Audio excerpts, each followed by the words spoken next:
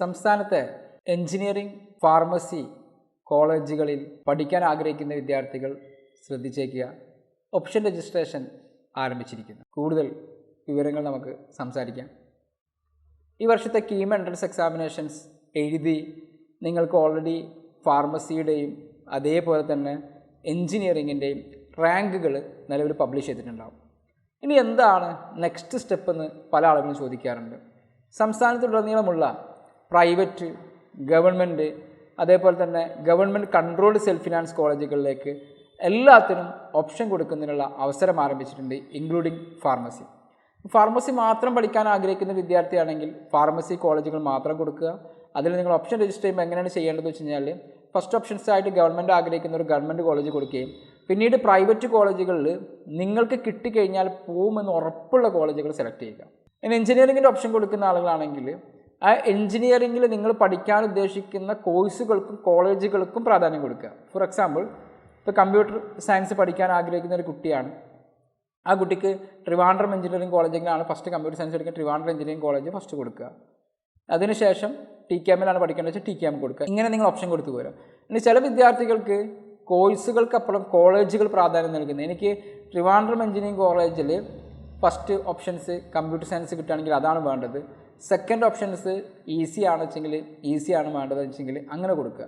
നിങ്ങളൊരു കാര്യം പ്രത്യേകം ശ്രദ്ധിക്കേണ്ടത്, അലോട്ട്മെൻറ്റ് നടപടികൾ ആരംഭിക്കുന്ന സമയത്ത് നിങ്ങൾക്ക് അഡ്മിഷൻ ലഭിച്ചു കഴിയുന്നത്, നിങ്ങൾ 10 ഓപ്ഷൻസ് കൊടുത്തു, 5ാമത്തെ ഓപ്ഷൻസിലാണ് അഡ്മിഷൻ ലഭിക്കുന്നതെങ്കിൽ 6, 7 താഴേക്കുള്ള എല്ലാ ഓപ്ഷൻസും ഓട്ടോമാറ്റിക്കായിട്ട് ഡിലീറ്റഡ് ആവും. അതുകൊണ്ട് തന്നെ നിങ്ങൾ പഠിക്കാൻ ഉദ്ദേശിക്കുന്ന കോഴ്സുകൾക്കും പഠിക്കാൻ ഉദ്ദേശിക്കുന്ന കോളേജുകൾക്കും മുൻഗണന കൊടുക്കുക.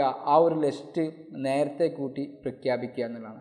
ഓഗസ്റ്റ് 5 രാവിലെ 11 മണി വരെയാണ് ഓപ്ഷൻ രജിസ്ട്രേഷൻ്റെ അവസാന സമയം. സോ നിങ്ങൾ ഓഗസ്റ്റ് 4 നിങ്ങളുടെ മൈൻഡിൽ ഉണ്ടാവേണ്ടത്. 5 നിങ്ങൾ കാത്തിരിക്കരുത്. കാരണം അത് രാവിലെ 11 മണിയാകുമ്പോഴേക്കും അത് ക്ലോസ് ആവും, സർവർ ബിസി ആവും. അതുകൊണ്ട് തന്നെ അത്തരം കാര്യങ്ങളിലേക്ക് നിങ്ങൾ നീട്ടി വെക്കരുത്. പെട്ടെന്ന് അത്തരം കാര്യങ്ങൾ ചെയ്യാൻ ശ്രമിക്കുക. ട്രയൽ അലോട്ട്മെൻറ്റ് 4-ാം തീയതി തന്നെ പ്രസിദ്ധീകരിക്കും. അതുകൊണ്ട് ശ്രദ്ധിക്കുക, 4-ാം തീയതിക്ക് മുമ്പ് തന്നെ നിങ്ങൾ ഓപ്ഷൻ കൊടുക്കാനുള്ള ശ്രദ്ധിക്കുക. കാരണം ആ കിട്ടിയ ഡാറ്റ വെച്ചിട്ട് നമ്മൾ ട്രയൽ അലോട്ട്മെൻറ്റ് പ്രസിദ്ധീകരിക്കാം. പിന്നീട് ഏകദേശം 7-ാം തീയതി പ്രൊവിഷണൽ അലോട്ട്മെൻറ്റ് പ്രസിദ്ധീകരിക്കും.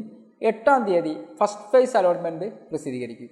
ഈ ഫസ്റ്റ് അലോട്ട്മെൻറ്റ് പ്രസിദ്ധീകരിച്ചു, അലോട്ട്മെൻറ്റ് മെമ്മോ വരും. ആ അലോട്ട്മെൻറ്റ് മെമ്മോയിൽ പറയുന്ന ഫീസ് നിങ്ങൾ സിയുടെ അക്കൗണ്ടിലേക്ക് ട്രാൻസ്ഫർ ചെയ്യണം. അത് നിങ്ങൾക്ക് ഓൺലൈനായിട്ടോ അല്ലെങ്കിൽ ഹെഡ് പോസ്റ്റ് ഓഫീസ് വഴിയൊക്കെ ചെയ്യാം. അഥവാ നിങ്ങൾക്കൊരു കോളേജ് ഓപ്ഷൻ കിട്ടി, നിങ്ങൾ ജോയിൻ ചെയ്തിട്ടില്ലെങ്കിൽ പിന്നീട് വരുന്ന ഫർദർ അലോട്ട്മെൻറ്റുകളിലൊന്നും നിങ്ങൾക്ക് പങ്കെടുക്കാൻ സാധിക്കുന്നതല്ല. ഓപ്ഷൻ രജിസ്ട്രേഷൻ ഫീസ് എന്ന് പറയുന്നത് 2000 റുപ്പീസാണ്.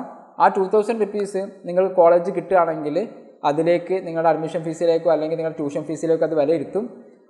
കിട്ടാത്ത ആളുകൾക്കത് റീഫണ്ട് പിന്നീട് ചെയ്യപ്പെടുകയും ചെയ്യും. ഇതാണ് ബേസിക്കായിട്ട് പറയാനുള്ളത്.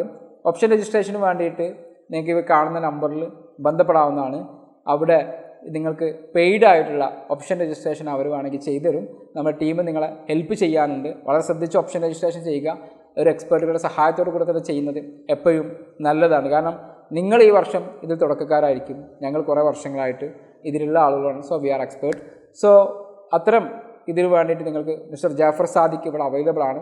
അദ്ദേഹത്തെ വേണമെങ്കിൽ കോൺടാക്ട് ചെയ്യാവുന്നതാണ്. Thank you.